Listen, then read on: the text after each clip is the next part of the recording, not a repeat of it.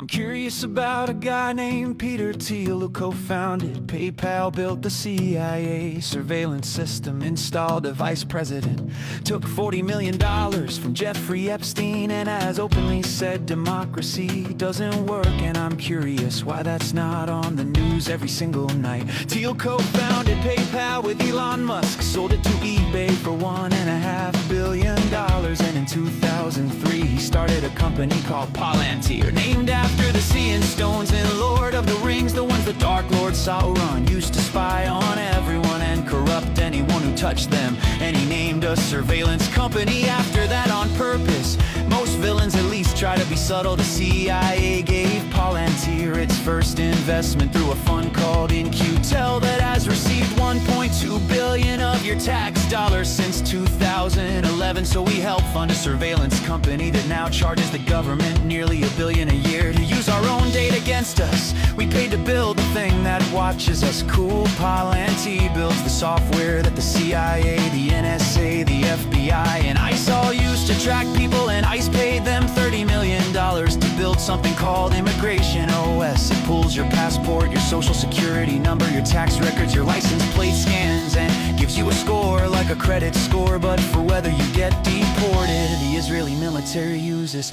Palantir's AI to identify targets in Gaza. UN report found it was used in what they called unlawful use of force, causing mass civilian casualties. This is a company launched with your tax dollars being used to decide who lives and who doesn't. Zeal has said in writing that he doesn't believe freedom and democracy are compatible. He follows a philosophy called the Dark Enlightenment that says democracy is a failed experiment. Society should be run like a corporation with a CEO king at the top. A government is supposed to work for the people. We literally invented this country on that idea, and he wants to replace it with a subscription. We never agreed to that, we can't cancel. One of his side quests is giving private lectures, warn about the Antichrist, which he describes as someone who uses surveillance and fear to control the world, and then points at Greta Thunberg as if the teenage activist risking her life to bring food to the people whose lives his technology is destroying is the problem.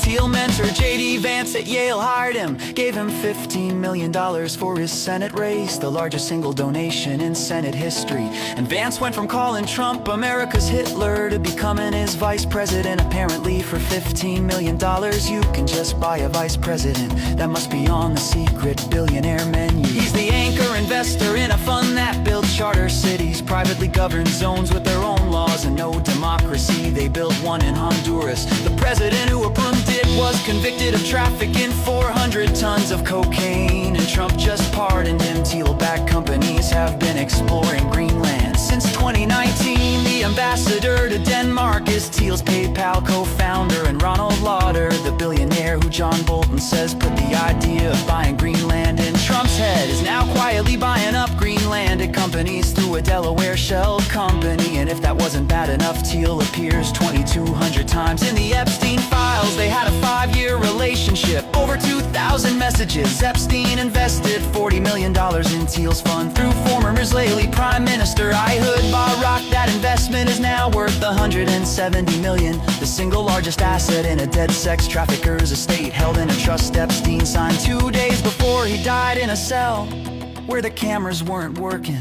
Through Barak, Thiel and Epstein both invested in a company called Carbine that handles 911 calls. So when you call for help in certain cities, your data flows through a company funded by a surveillance billionaire, a former Israeli prime minister, and a convicted sex trafficker.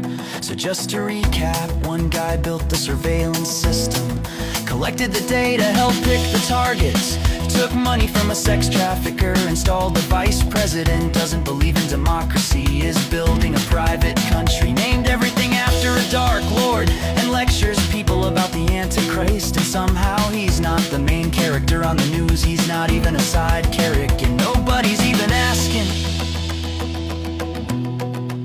We've all seen some version of this movie before, except in this one. Nobody is coming to save us. We have to save ourselves.